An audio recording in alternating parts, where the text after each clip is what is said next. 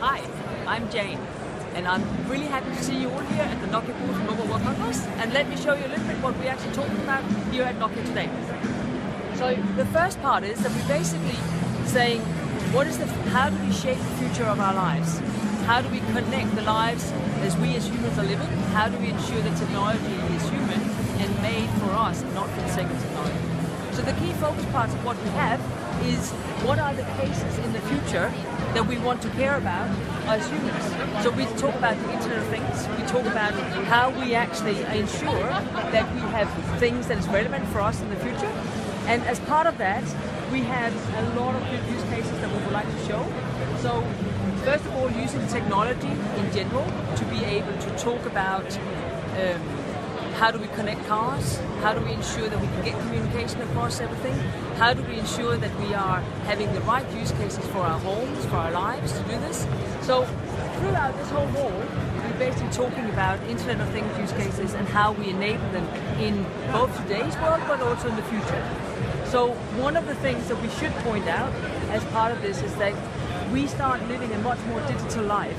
And as part of that digital life, we basically have, no matter where we are, we expect to be connected. We expect to get a better experience for what we see.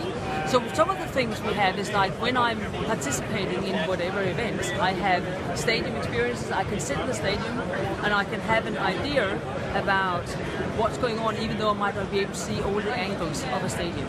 My best team is playing. I missed the corner of something, and I'm able to do that because technology provides me with the view and even the playback that I didn't have before.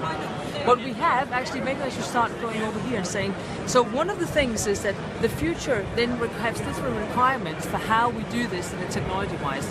And as part of this, if we can see something in this very nice crowded area, is that what is the difference between what we have today as before 5G and what do we need to have in the future to get a much better experience in terms of latency. So what does latency mean? It means a lot of the things that we have and we believe truly as use cases for Internet of Things requires not only a lot of bandwidth. I mean, at one point we cannot consume more bandwidth as humans, right? Can I see the difference between an 8K video and a 12K video? I'm not sure I can, maybe I need glasses. But the point is that we have a lot of much more applications, many more applications that is actually requiring really, really low latency. Latency where we talk about we no longer can accept that things are 200 milliseconds late. They need to be 1 or 2 milliseconds late in the whole network. And based on this, we're then combining what are these use cases we have in Internet of Things with the technology that enables them. So what we have over here is looking at how can we make our home smarter, how can we ensure that we can connect our cars so that our cars becomes much more autonomous and can be driven. And actually one of the things I really want to show you up here is that we have a small demo of what does it mean when cars start connecting with each other to have the right view of being able to drive. So autonomous driving requires that the cars are not 2 seconds delayed on responding, because then I'd probably driven into you if I was behind you. So what we have over here is a real live 5G version where cars are controlling and basically being able to run and being able to stop for each other. And as you can see, the optimized way of doing this means that we can get much smaller traffic jams, because now the cars decide, it's no longer the human interaction that decides whether we are close enough, do I need to brake or not. I know exactly what's happening. So in this case, basically, they stop and they make sure that there's no crashes going on. So this is how we make technology human. This is what we have. And as I said, all the Internet of Things use cases that we're showing here, a lot of them require new capabilities in the connectivity layer to make sure that we have the right latency, for one, the right bandwidth. So we have a lot of innovations around 5G here.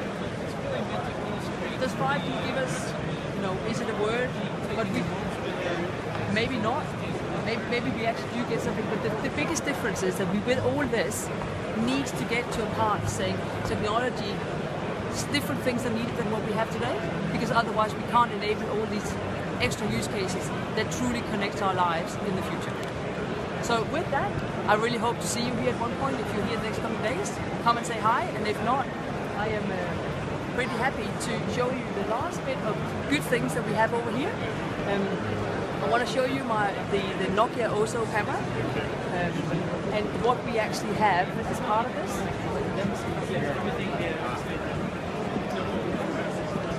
So this is one way of we also enabling the future and talking about virtual reality and what can we have to ensure that we enrich the lives we're living in and where the future is going with this.